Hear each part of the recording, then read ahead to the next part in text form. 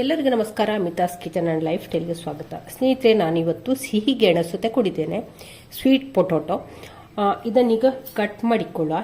ಒಂದು ದೊಡ್ಡದಿದ್ರೆ 2 ಭಾಗ ಮಾಡಿಕೊಳ್ಳುವ. ನೋಡಿ, ಈ ರೀತಿ ಮಾಡಿಕೊಂಡಿದ್ದೇನೆ. ಹಾಗೆ ನೋಡಿ, ಇದು ಗೆಣಸು ಕೂಡ ಅಷ್ಟೇ ಒಳ್ಳೆದುಂಟು. ನೋಡಿ, ಹುಡಿಯೆಲ್ಲ ತುಂಬಿ ಉಂಟಲ್ಲ, ಒಳ್ಳೆದುಂಟು.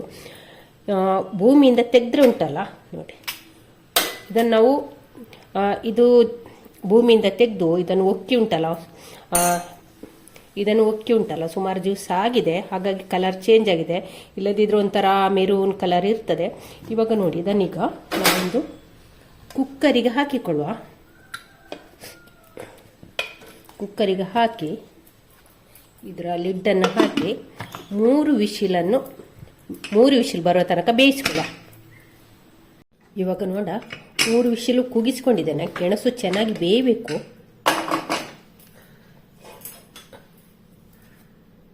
ಚೆನ್ನಾಗಿ ಬೆಂದಿದೆ. ಇವಾಗ ಇದನ್ನೆಲ್ಲ ಒಂದು ಪ್ಲೇಟಿಗೆ ತೆಗೆಯುವ.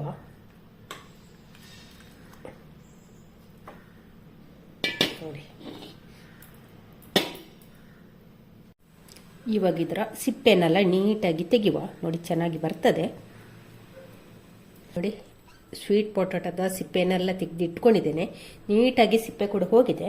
ಇನ್ನಿದನ್ನು ನಾವು ಈ ಥರದ ತುರಿಮಣೆ ಉಂಟಲ್ಲ, ಅದರಲ್ಲಿ ನಾವು ಇದನ್ನು ತುರಿಯುವ. ಸ್ಮ್ಯಾಶ್ ಮಾಡಿದರೂ ಆಗ್ತದೆ. ತುರಿದ್ರೆ ನಮಗುಂಟಲ್ಲ ಚೆನ್ನಾಗಿ ಎಲ್ಲ ಕೂಡ ಚೆನ್ನಾಗಿ ತುರಿದು ಹೋಗ್ತದೆ. ಸ್ಮ್ಯಾಶ್ ಮಾಡಿದ್ರು ಒಮ್ಮೊಮ್ಮೆ ಅಲ್ಲಲ್ಲಿ ಗಂಟು ಸಿಗ್ತದಲ್ಲ, ಈಗ ತುರಿದ್ರೆ ಉಂಟಲ್ಲ ನೀಟಾಗಿ ಎಲ್ಲ ಕೂಡ ಚೆನ್ನಾಗಿ ನೈಸಾಗಿ ತುರಿದು ಹೋಗ್ತದೆ. ಅದ ಕಾರಣ ನೀವು ಕೂಡ ತುರಿರಿ, ಸ್ಮ್ಯಾಶ್ ಕೂಡ ಮಾಡಿಕೊಳ್ಬೋದು. ಇವಾಗ ಎಲ್ಲವನ್ನು ತುರಿಯುವ ನಾವು.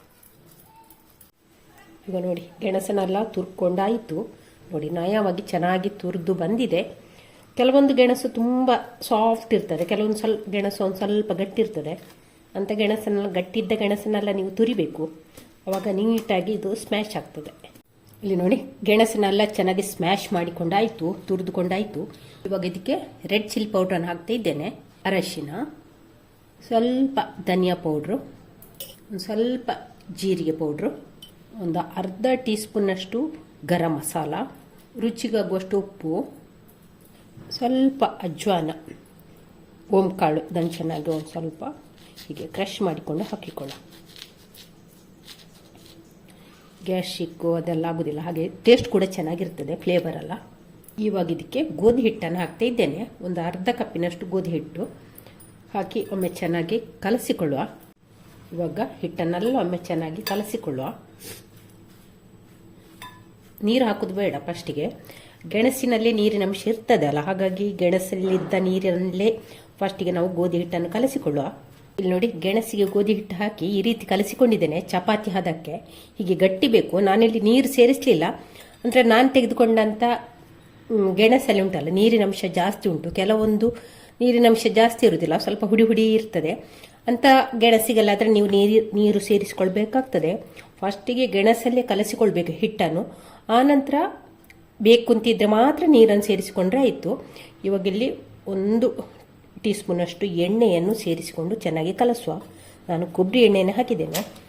ಹಾಕಿ ಒಮ್ಮೆ ಚೆನ್ನಾಗಿ ನಾದಿಕೊಳ್ಬೇಕು. ಚಪಾತಿ ಹಿಟ್ಟಿಗೆ ನಾದ್ತೇವಲ್ಲ ಅದೇ ರೀತಿ ನಾದಿಕೊಂಡ್ರೆ ಆಯಿತು. ಇನ್ನಿದನ್ನು ಪ್ಲೇಟ್ ಮುಚ್ಚಿ ಒಂದು 10 ನಿಮಿಷ ಹೀಗೆ ನೆನೆಲಿಕ್ಕೆ ಬಿಡುವ. ಗೋಧಿ ಹಿಟ್ಟನ್ನು ನೆನೆಲಿಕ್ಕೆ ಬಿಟ್ಟು ಒಂದು 10 ನಿಮಿಷ ಆಯಿತು. 10 ನಿಮಿಷ ನಂತರ ಒಮ್ಮೆ ಚೆನ್ನಾಗಿ ಹಿಟ್ಟನ್ನು ಕಲಸಿಕೊಳ್ಳುವ. ಹಿಟ್ಟನ್ನು ಇನ್ನೊಂದು ಸ್ವಲ್ಪ ಸಾಫ್ಟ್ ಮಾಡಿಕೊಳ್ಳುವ. ನೋಡಿ,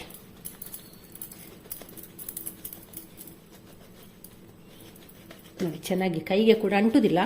ಹೀಗೆ ಚೆನ್ನಾಗಿ ಸಾಫ್ಟ್ ಮಾಡಿ ನಂತರ ಅದರಿಂದ ಒಂದು ಚಿಕ್ಕ ಉಂಡೆಯಾಗಿ ಮಾಡುವ. ತುಂಬ ದೊಡ್ಡಕ್ಕೆ ಬೇಡ. ನೋಡಿ, ಸಣ್ಣ ಉಂಡೆ ಫಸ್ಟಿಗೆ ಮಾಡಿ ಇಟ್ಕೊಳ್ಳ. ನೋಡಿ, ಈ ರೀತಿಯೆಲ್ಲ ಉಂಡೆಯನ್ನು ಫಸ್ಟಿಗೆ ಮಾಡಿ ಇಟ್ಕೊಳ್ಳುವ. ನೋಡಿ, ಉಂಡೆಯನ್ನೆಲ್ಲ ಈ ರೀತಿ ಮಾಡಿ ಇಟ್ಕೊಂಡಿದ್ದೇನೆ. ಇವಾಗ ಇದನ್ನು ನಾವು ಇವಾಗ ಇಲ್ಲಿ ಒಂದು ಉಂಡೆಯನ್ನು ತಗೊಂಡು ಒಂದು ಸ್ವಲ್ಪ ಹೀಗೆ ಚಪ್ಪಟೆ ಮಾಡಿ ಗೋಧಿ ಹಿಟ್ಟಲ್ಲಿ ಮುಳುಗಿಸಿ ಇದನ್ನು ಲಟ್ಟಿಸ್ಕೊಳ್ಳುವ. ಹುಡಿ ಹಾಕಿ ಕೂಡ ಮಾಡ್ಬೋದು, ಇಲ್ಲ ಎಣ್ಣೆಯಲ್ಲಿ ಕೂಡ ಲಟ್ಟಿಸ್ಕೊಳ್ಬೋದು. ನಾನಿಲ್ಲಿ ಹುಡಿ ಹಾಕಿ ಮಾಡ್ತಾ ಇದ್ದೇನೆ. ಈ ರೀತಿ ಲಟ್ಟಿಸಿಟ್ಕೊಳ್ಳುವ.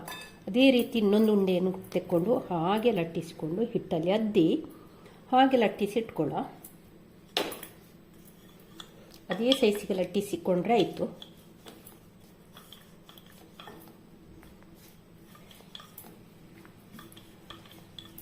ನೋಡಿ, ಎರಡು ಕೂಡ ಒಂದೇ ಸೈಜಿಗೆ ಲಟ್ಟಿಸಿ ಇಟ್ಕೊಂಡಿದ್ದೇನೆ. ಇನ್ನು ಇದಕ್ಕೆ ಒಂದಕ್ಕೆ ಗೋಧಿ ಹಿಟ್ಟು ಹಾಕುವ, ಇನ್ನೊಂದಕ್ಕೆ ಎಣ್ಣೆ ಹಾಕುವ. ಒಂದು ಹಾಕಿ ಈ ಗೋಧಿ ಹಿಟ್ಟಿನ ಮೇಲೆ ಇದನ್ನು ಹೀಗೆ ಹಾಕುವ. ನೋಡಿ ಆಯ್ತಲ್ಲ, ಹಾಕಿ ಒಂದು ಸ್ವಲ್ಪ ಗೋಧಿ ಹಿಟ್ಟು ಹಾಕಿಕೊಳ್ಳುವ. ಎರಡು ಸೈಡ್ ಕೂಡ ಹಾಕಿ ಇದನ್ನು ಲಟ್ಟಿಸುವ. ತುಂಬ ತೆಳ್ಳಗೆ ಲಟ್ಟಿಸ್ಲಿಕ್ಕಿಲ್ಲ, ಹಾಗೆ ತುಂಬ ದಪ್ಪ ಕೂಡ ಬೇಡ.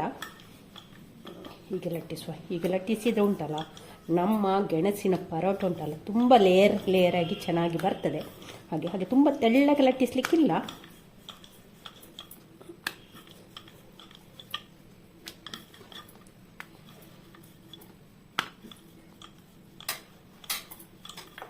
ನೋಡಿ, ಈ ಹದಕ್ಕೆ ಲಟ್ಟಿಸ್ಕೊಂಡ್ರೆ ಆಯಿತು. ಎಷ್ಟು ತುಂಬ ದಪ್ಪ ಲಟ್ಟಿಸಲಿಲ್ಲ, ಹಾಗೆ ತುಂಬ ತೆಳ್ಳಗೆ ಕೂಡ ಇಲ್ಲ. ಎಲ್ಲವನ್ನು ಫಸ್ಟಿಗೆ ನಾವು ಹೀಗೆ ಲಟ್ಟಿಸಿ ಇಟ್ಟುಕೊಳ್ಳುವ. ಇವಾಗ ಇಲ್ಲಿ ಈ ರೀತಿ ಪರೋಟವನ್ನೆಲ್ಲ ಲಟ್ಟಿಸಿಕೊಂಡು ಇಟ್ಟಿದ್ದೇನೆ.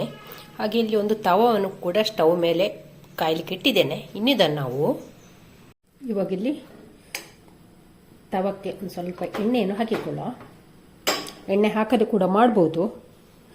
ಇವಾಗ ನಾವು ಲಟ್ಟಿಸಿಕೊಂಡಂಥ ಪರೋಟವನ್ನು ಇದಕ್ಕೆ ಹಾಕುವ. ಇಲ್ಲಿ ಇವಾಗ ಒಂದು ಸೈಡೆಲ್ಲ ನೋಡಿ ಸ್ವಲ್ಪ ಸಣ್ಣ ಸಣ್ಣ ಗುಳ್ಳೆ ಬರ್ತಾ ಉಂಟು. ಇವಾಗ ಇದನ್ನು ನಾವು ಮಗಚಿ ಹಾಕಿಕೊಳ್ಳುವ. ನೋಡಿ, ಇವಾಗಲೇ ನೋಡಿ ಸಾಫ್ಟ್ ಆಗಿ ಬರ್ತಾ ಉಂಟು. ನೋಡಿ ನೋಡಿ, ಎಲ್ಲ ಗುಳ್ಳೆ ಬರ್ತಾ ಉಂಟು. ನೋಡಿ, ಒಂದು ಸೈಡಿಂದ ತುಂಬಾ ಸಾಫ್ಟಾಗಿ ತುಂಬಾ ಹೆಲ್ದಿಯಾದ ಒಂದು ಬ್ರೇಕ್ಫಾಸ್ಟ್ ರೆಸಿಪಿ ತಿಳ್ಬೋದು. ಗೆಣಸಲ್ಲಿ ಹೇರಳವಾಗಿ ಕ್ಯಾಲ್ಸಿಯಂ ಉಂಟು, ಹಾಗೆ ಫೈಬರ್ ಕೂಡ ಉಂಟು. ಮತ್ತು ಮೋಷನ್ ಸರಿಯಾಗಿ ಆಗದವರಿಗೆಲ್ಲ ಉಂಟಲ್ಲ, ಈ ಗೆಣಸನ್ನು ತಿಂದರೆ ಉಂಟಲ್ಲ ತುಂಬ ಒಳ್ಳೆಯದು, ಮೋಷನ್ ಎಲ್ಲ ಕರೆಕ್ಟ್ ಆಗ್ತದೆ. ಈಗ ಇನ್ನೊಂದು ಸೈಡ್ ಕೂಡ ಎಣ್ಣೆ ಹಾಕಿಕೊಳ್ಳ. ನಾನಿಲ್ಲಿ ಕೊಬ್ಬರಿ ಎಣ್ಣೆಯನ್ನು ಹಚ್ಚುತ್ತಾ ಇದ್ದೇನೆ. ನೋಡಿ, ಚೆನ್ನಾಗಿ ಎಲ್ಲ ಕಡೆ ಕೂಡ ಚೆನ್ನಾಗಿ ಗುಳ್ಳೆ ಬಂದಿದೆ. ನೋಡಿ, ಚೆನ್ನಾಗಿ ಬಂದಿದೆ. ಇವಾಗ ಮೇಲೆ ಒಂದು ಸ್ವಲ್ಪ ಬೆಣ್ಣೆ ಹಚ್ಚಿದ್ದೇನೆ. ಬೆಣ್ಣೆ ತುಪ್ಪ ಎಲ್ಲ ಹಚ್ಚಿದ್ರೆ ಉಂಟಲ್ಲ ಒಳ್ಳೇದಾಗ್ತದೆ. ತುಪ್ಪ ಹಚ್ಚಿದ್ರೆ, ತುಪ್ಪ ಮತ್ತು ಬೆಣ್ಣೆಯಲ್ಲಿ ಮಾಡಿ ಇದ್ದರೆ ಏನು, ತುಪ್ಪ ಮತ್ತು ಬೆಣ್ಣೆ ಇಲ್ಲದಿದ್ದರೆ ಎಣ್ಣೆಯಲ್ಲಿ ಕೂಡ ಮಾಡ್ಬೋದು, ಒಳ್ಳೇದಾಗ್ತದೆ. ನೋಡಿ, ಇಷ್ಟಾದರೆ ಸಾಕು. ಇವಾಗ ಇದನ್ನು ನಾವು ತೆಗೆಯುವ. ನೋಡಿ, ತುಂಬಾ ಸಾಫ್ಟಾಗಿ ಬಂದಿದೆ. ನೋಡಿ ಸ್ನೇಹಿತರೆ, ನಮ್ಮ ಸಿಹಿಗೆಣಸಿನ ಪರೋಟ ಇಲ್ಲ ಸ್ವೀಟ್ ಪೊಟೊಟೊದ ಪರೋಟ ಎಷ್ಟು ಚೆನ್ನಾಗಿ ಬಂದಿದೆ ನೋಡಿ. ತುಂಬ ಸಾಫ್ಟಾಗಿ ಲೇಯರ್ ಆಗಿ ಬಂದಿದೆ ನೋಡಿ.